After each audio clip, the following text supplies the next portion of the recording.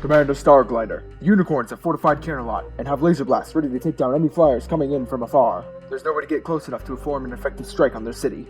Oh, yeah, that's a real problem, isn't it? Except have you considered the fact that we live on a giant, indestructible airship? Howdy doody, pony peeps. So G5 raises a lot of questions, and I mean a lot, in regards to what happened between the events of G4 and G5. One such question is, what the hey happened to Cloudsdale? I've seen the argument made that after the loss of magic, the Pegasi stormed Camelot and abandoned Cloudsdale in order to obtain a new place to live. A place that is high in the sky, the same way the City of Clouds was. The reason people believe this is because this map indicates that Zephyr Heights was once Camelot, assuming this image is canon and not a scrapped early concept. But I don't think this is what happened. In fact, I don't think they ever actually lost their magic until after the invasion of Camelot. Imagine for a moment you're leading the Pegasi to attack Camelot, which is guarded by unicorns armed with lasers, levitation, and is home to Celestia's School of Magic. How do you fight that? The Pegasi would be shot down before ever even reaching the city. The only ones that could potentially make it through are the fastest of flyers, like the Wonderbolts or Lightning Dust, ponies with a special talent for flight. They could get in and do some damage, but it wouldn't be enough. There just aren't enough of them, and levitation spells don't seem like they require aiming. You just think about the target you want, and it hits it. So the question remains, how do you get the Pegasi close enough to actually deal some damage? There is actually one thing that was introduced into the show that makes for an awesome piece of world building, but to my knowledge, no one has ever considered just how powerful it would be as a weapon. Cloudsdale. Think about it. This place is a giant, mobile city made of clouds.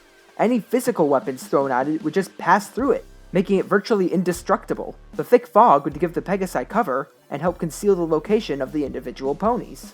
If the city is somehow damaged, they have a weather factory and can easily replace the broken clouds. If the unicorns try using a hot air balloon or a zeppelin to invade Cloudsdale, all it takes is one lightning bolt to bring them down. And this place serves as more than just a bit of cover. It's a barracks, a hospital, and most importantly, a military base. The Pegasi don't have to worry about running out of supplies while in combat, because they can bring their supplies with them.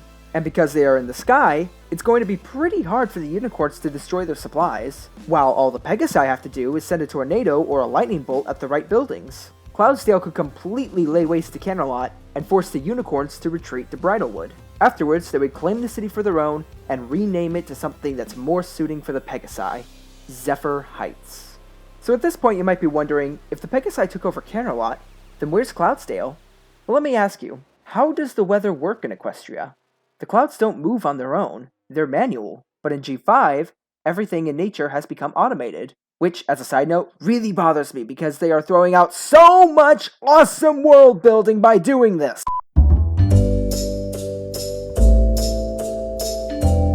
So if the clouds move on their own now, then that means that the clouds would begin to separate, causing Cloudsdale to crumble and just disappear. However, we know that there is still some level of magic left in Equestria, evidenced by the fact that cutie marks still exist. So maybe, if Cloudsdale is filled with magic, then perhaps some evidence of its existence would be in Zephyr Heights, some remnant of the great city that still holds its magic. Something like the clouds. That's right, you thought they were just purely aesthetic, didn't you? In a world where the weather is automated, these clouds seem to be sitting in a pretty unnatural way. Mountains are often covered by clouds, but it's not a 24/7 thing in most cases. And we know that the mountain has always had these clouds circling it because Sunny's map, which I assume was drawn up years ago, depicts Zephyr Heights with these clouds. Wind just doesn't allow clouds to just swirl around a mountain like this forever. Okay, so maybe instead of Cloudsdale, what we are looking at here is a bunch of hot water geysers constantly shooting up steam into the air and wind currents moving around and between the mountains in such a way that the clouds are constantly circling the mountain. Maybe the wind is flowing through naturally formed tunnels and that causes it to stir around the clouds forever? Okay, I could see that. That's pretty cool. But I personally like the Cloudsdale option better. Now, there's only one question left. If the unicorns use magic for a weapon, the Pegasi use weather, then what did the Earth ponies use? Well, I can tell you. They use subscribe sticks. How does it work, you ask? Allow me to demonstrate. You should subscribe. You should subscribe. You should subscribe. You should subscribe. You should subscribe. Are you subscribed yet? You should subscribe.